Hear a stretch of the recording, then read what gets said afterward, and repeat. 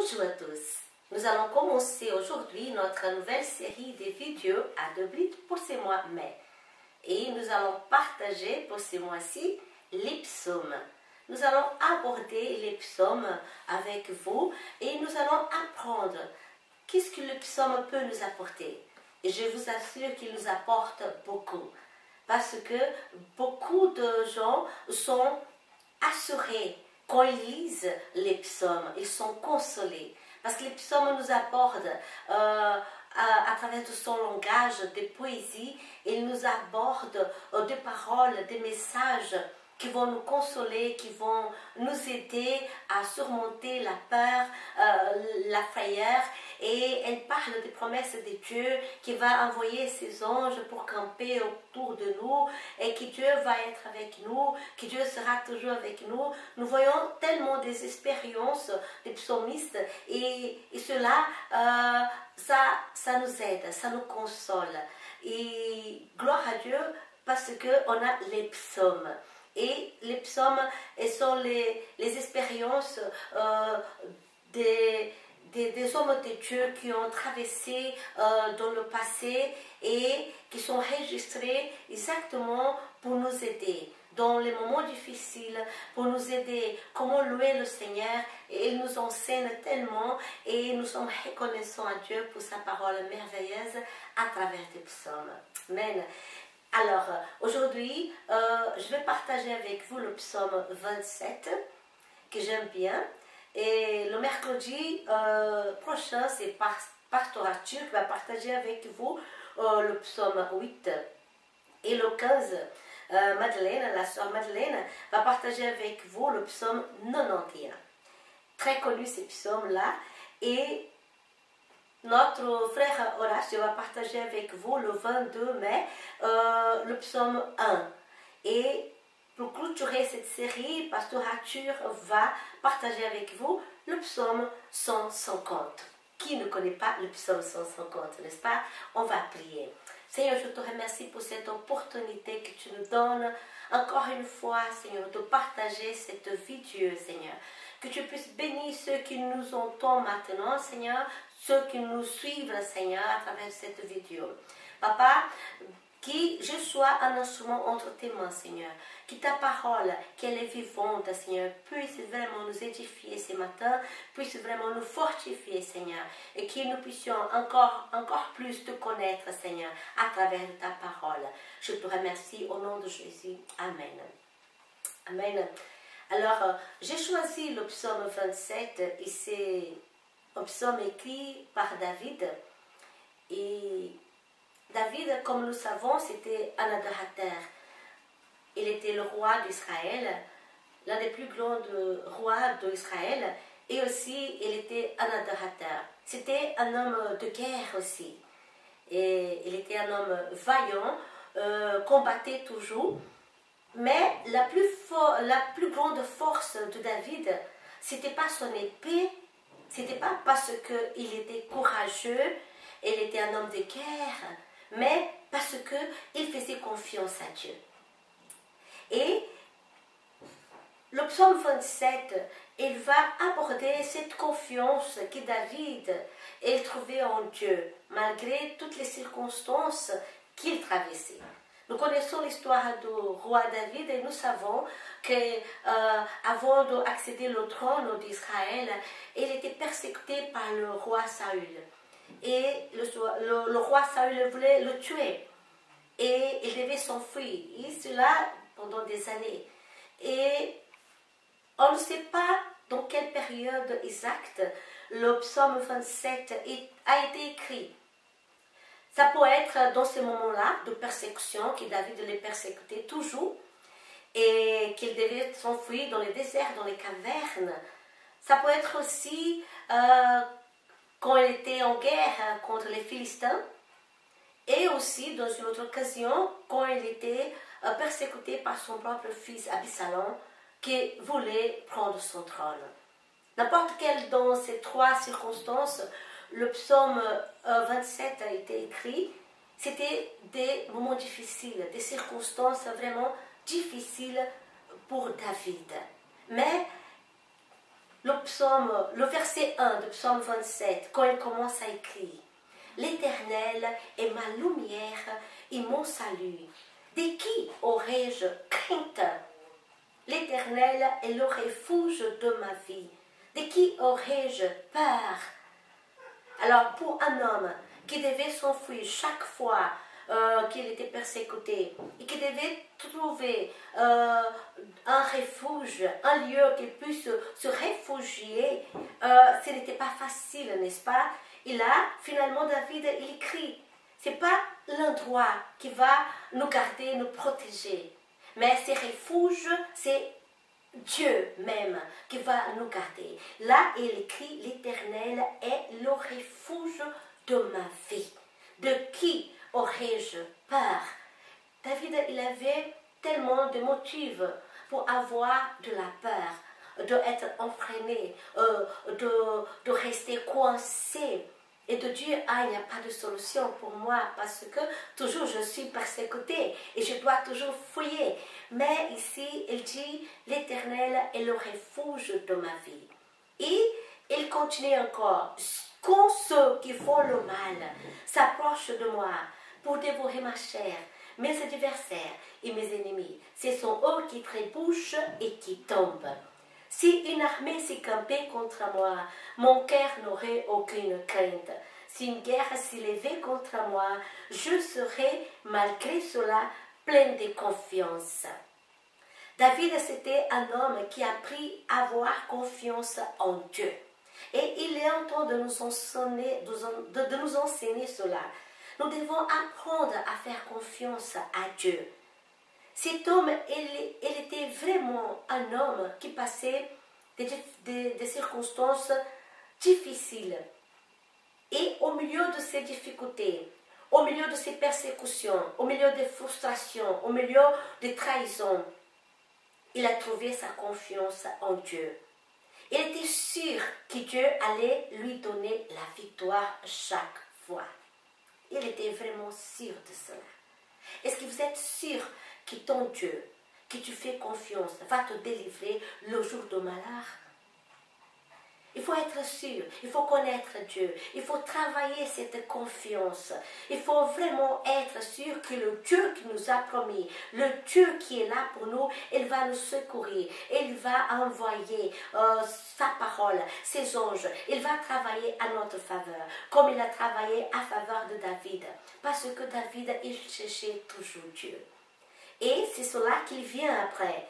David, il disait, malgré toutes ces expériences-là, David disait, je demande à l'Éternel une chose que je recherche ardemment, habiter toute ma vie dans la maison de l'Éternel, pour contempler la magnificence de l'Éternel et pour admirer son temple, car il me protégera dans son tabernacle au jour de malheur. Il me cachera sur l'abri de sa tente, il me lèvera sur un rocher. Et déjà ma tête s'élève sur mes ennemis qui m'entourent. J'offrirai des sacrifices dans sa tente, des sacrifices d'acclamation. Je chanterai, je psaulmodierai en l'honneur de l'Éternel. David a appris à connaître qui est Dieu. Et il voulait vraiment rester toute sa vie dans la maison de l'Éternel. Il voulait rester toute sa vie dans cette intimité avec le Seigneur. Parce qu'il avait appris comment c'est bon être dans la présence du Seigneur. Il a découvert comment Dieu est bon. Et Dieu nous invite aujourd'hui à faire cette découverte. Malgré les circonstances que nous traversons, malgré le monde actuel que nous vivons, nous devons apprendre à découvrir que notre Dieu est bon. Et nous devons goûter combien Dieu est bon. Et David, il a pris cela. Il a découvert que Dieu est bon. Il a prouvé la bonté de Dieu. Et il reconnaît que c'était Dieu qui le délivrait du jour de malheur. Et que Dieu le cachait sur l'abri de sa tente. Et David, il était reconnaissant aussi que ce n'était pas son épée qui l'a délivré chaque fois, mais que c'était l'Éternel des armées, le Dieu des guerres, qui le délivrait toujours, le Dieu de bonté, le Dieu de fidélité. Et David, en tant que reconnaissant, il offrait des sacrifices d'acclamation. Il adorait son Dieu, il louait son Dieu, et il disait merci Seigneur, je reconnais que c'est ta main qui m'a délivré de mon ennemi qui était plus fort que moi. Alléluia. Et David, en tant qu'adorateur, il louait le Seigneur. Quelque part d'autres disaient que David louait 7 fois par jour le Seigneur. Et la louange, nous savons, l'adoration nous amène dans l'ambiance du ciel, nous amène dans la présence merveilleuse de Dieu. Et quand la présence de Dieu vient, elle nous remplit, elle chasse la peur, elle chasse la frayeur, elle nous donne la force, elle nous donne de la joie. Amen. Alléluia. Et une autre partie ici dit, car mon père et ma mère m'abandonnent, mais l'Éternel me recueillera. Nous savons que nous pouvons être abandonnés, même par nos parents. Et si cela va se produire, sachez que l'Éternel, il ne va jamais nous abandonner. Il ne va jamais t'abandonner. Parce que l'Éternel, notre Dieu Tout-Puissant, il est notre Papa, notre Père Céleste. Jésus avait révélé Dieu en tant que Père Céleste. Dans ces moments-là, David ne connaissait pas Dieu en tant que Père Céleste, comme Jésus nous a révélé après. Mais il avait une intimité avec Dieu. Il avait vraiment un amour pour Dieu. Parce qu'il aimait Dieu. Il cherchait toujours sa face. Et c'est ça que Dieu lui disait, mon cœur, Dieu de ta part, cherchait ma face. Et David dit, je cherche ta face éternelle. Et Dieu nous invite aujourd'hui, chercher ma face. Chercher Dieu en tant qu'il est là. Chercher la présence de Dieu. Chercher la main de Dieu qui guérit. Chercher ces Dieu tout-puissant qui peut nous transformer. C'est Dieu Tout-Puissant qui peut vraiment nous faire échapper de jours de malheur. Et David cherchait toujours la face de Dieu. C'est pour cela que David était toujours vainqueur. Parce qu'il ne comptait pas sur sa force, il ne comptait pas sur son armée qu'il avait après, mais il comptait sur la force puissante de Dieu Tout-Puissant qui connaît toutes choses. Amen.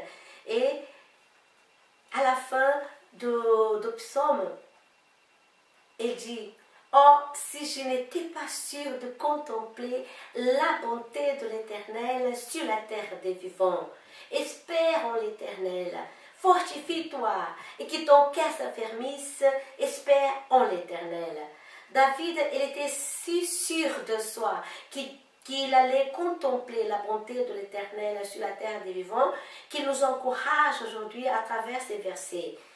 Toi qui attends encore dans la bonté de l'Éternel, espère en l'Éternel, fortifie-toi et que ton cœur s'affermisse, espère en l'Éternel. Alors c'est ça que nous devons faire. Nous devons vraiment nous fortifier dans le Seigneur. Nous devons affermir notre cœur en sachant qui est notre Dieu, qu'il est fidèle, il est bon, il est juste, il est là toujours pour nous aider, pour nous aimer, mais il veut aussi que nous puissions être dans une intimité avec lui, que nous puissions être reconnaissants chaque fois qu'il nous bénit, que nous puissions vraiment le louer, l'adorer et que nous puissions avoir une relation de fils et de père. Amen. Et David, il savait tout cela. Et nous pouvons voir que David, il était chaque fois vainqueur dans toutes les circonstances qu'il traversait. Et je donne gloire à Dieu pour les psaumes, pour les expériences que les hommes de Dieu ont passées dans le passé et qui nous ont laissé registrer. Alors je vous encourage de lire les psaumes, je vous encourage de lire la vie des grands hommes de Dieu, les expériences qu'ils avaient avec Dieu. Ils ont tellement beaucoup à nous apporter.